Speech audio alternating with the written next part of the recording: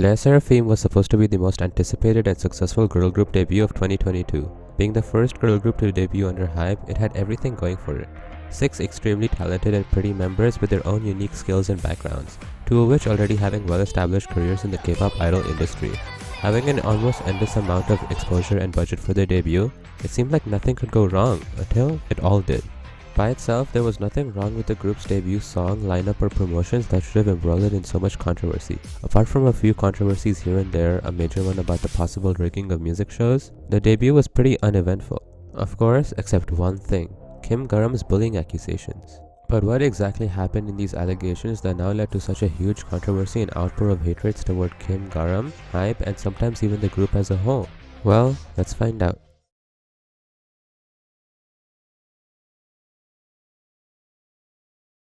Our story begins on March of 2018, the beginning of the South Korean school year, where 2 of the most important people for our story, Kim Garam and a student under the alias Yoo In-so, enter grade 1 at Gyeongin Middle School.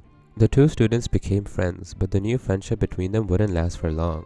After Garam found out In-so was bad-mouthing her behind her back, a fight occurred between the 2.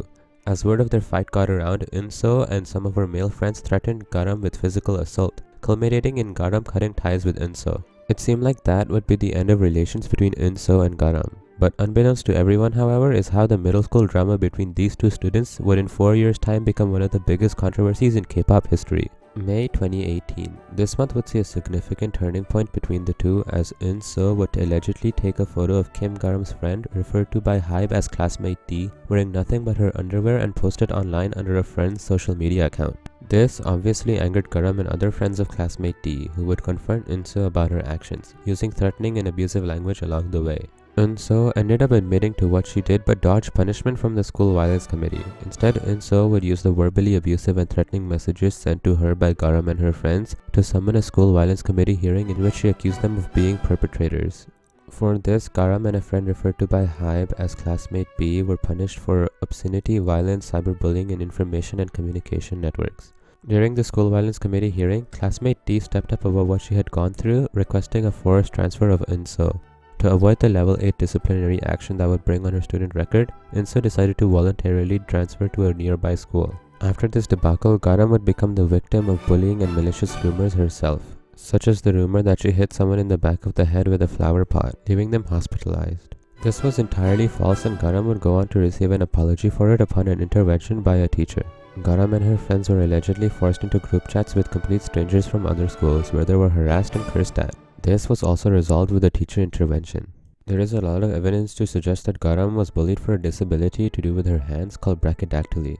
Despite the level 5 disciplinary action on her student record, Garam still managed to make it into the School of Performing Arts in Seoul, albeit with a little bit of uncertainty. For the next 2 years, things would quiet down for the 2, until April of 2022, when HYBE's new girl group was announced with Kim Garam as one of the 6 members in the lineup. Now, Garam's complicated past would start to unravel itself in the public spotlight, beginning with a few anonymous posts accusing Garam of various things such as bad-mouthing HYBE to arriving at school in a police car. While most of these were the false accusations that were made towards her during her middle school years, some of these were completely baseless statements coupled with even more baseless images which at the time didn't even contain Kim Garam at all or contained completely different people. This image of her alongside some explicit drawings is probably her, but what is it supposed to mean? It proves nothing about her or her character, and if anything, it's quite funny. Worse yet are the images which were used as examples of her bullying, but were in fact examples of her getting bullied, like this photo likely edited to make fun of Garam having brachydactyly using an ableist remark. While few would be convinced by these accusations, they would quickly spread around the internet. This resulted in Garam's friends catching wind of what was happening online, who quickly suspected In-so of spreading these rumors, calling her out by her real name in the comments.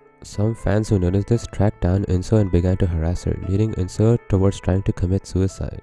Although I'm not saying this to invalidate In-so's pain here, it is worth mentioning that Kim Garam has been going through the same online harassment but at a far larger scale since April, with In-so being its largest perpetrator. If innocent of these accusations, Kim Garam would have been a victim as well.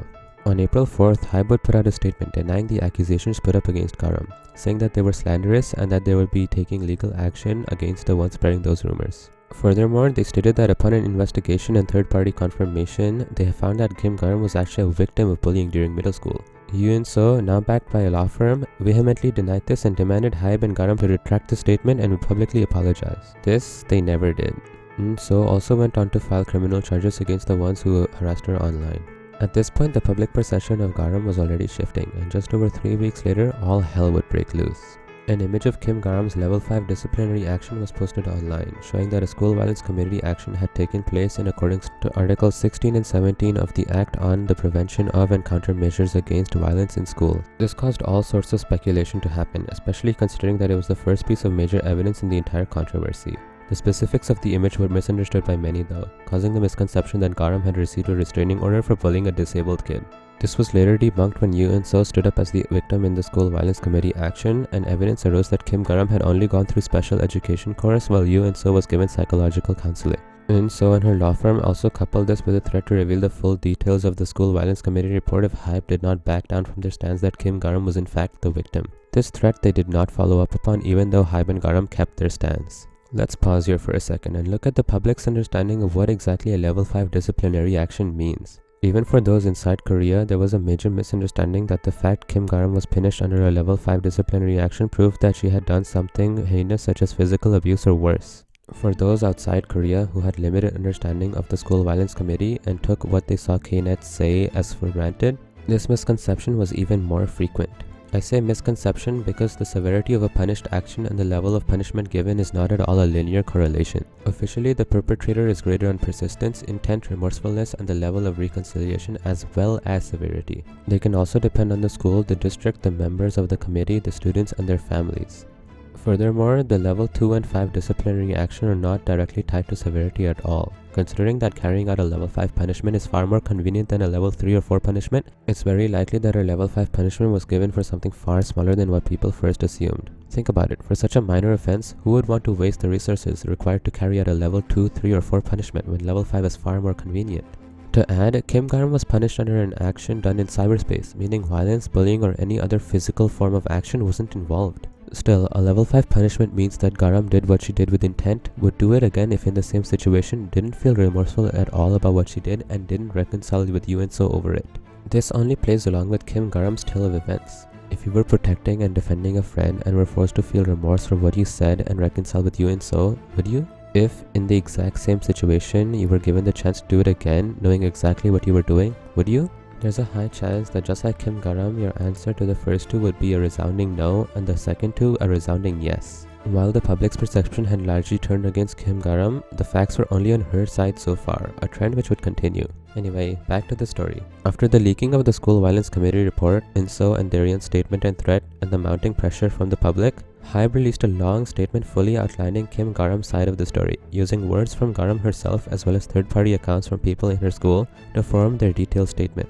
In this, they shed light on the illegal photography incident done by Yoo In-so and claimed that it had been documented by the school violence committee. They also debunked the vast set of anonymous allegations against Kim Garam, stating that they had witnesses and evidence to support their position. They concluded the statement by announcing the hiatus of Kim Garam from all group activities for her mental health.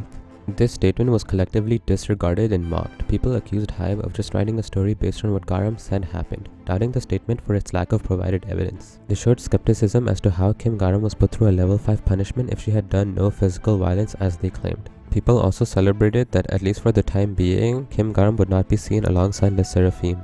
HYBE later tried to clarify as to how Kim Garam got a level 5 punishment, bringing up how case-specific the school violence committee disciplinary actions truly are, and how little the level of punishment tells you about the severity of the actions punished. They also added that Kim Garam's mother did not appeal the decision as she thought that special education would be a good opportunity for Kim Garam, a choice she deeply regrets. As of today, HYBE has still not conceded to the request for an apology and retraction of their statements, and are in discussion with Darian towards a possible solution. Apart from the Garam In-so case, there have been many netizens accusing Garam of many other things. These are, just like in Woo Jin and Shin Jimin's case, baseless claims made by delusional people. An example would be Kim Garam being rude towards the members, showing attitude while recording, coming from a rich family or having connections to HYBE. The latter two of which were made to explain the lengths HYBE was taking to protect Kim Garam. These are easily disprovable with a tiny bit of emotional intelligence and logic. Rude towards the members and having a bad attitude? No, these out-of-context clips prove nothing other than the fact that if this is all you can muster up about her, she's far from guilty. Rich family and connections to HYBE? It's an obvious no to the first one. If she came from a rich family, then how come she still had a level 5 disciplinary action on her student record when she was entering the School of Performing Arts in Seoul? It will be incredibly easy for a rich family to hire a lawyer and get it off her record, or hire a lawyer to appeal the initial decision of a level 5 punishment in the first place. As for connections to HYBE, there is no proof of this. We know from previous cases that HYBE is a company that fights tooth and nail if the truth is on their side, which it likely is. There is no evidence to prove Kim Garam's guilt, apart from the level 5 disciplinary action, which for now only further proves Kim Garam's side of the story. It is highly likely that Garam is not only innocent but the victim in the situation. Just like Woojin before and Aoi's Jimin before that, false accusations can not only ruin someone's career but destroy their life entirely.